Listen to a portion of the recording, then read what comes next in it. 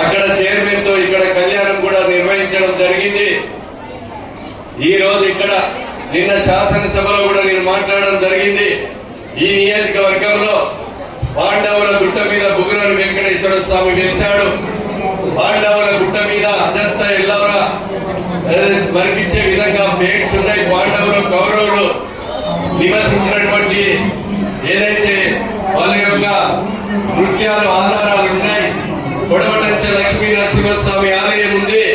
నాపాక temple గాని, కోటగుళ్ళు, రెడ్డి గుడి, మరి ఎలాంటి దేవాలయాలు రామప్ప లక్నవరం నుంచి పోయే విధంగా ఒక టూరిజం హబ్గా అభివృద్ధి చెందే కొరకు నిధులు ఇవ్వాలని శాసనసభలో కూడా మాట్లాడడం జరిగింది.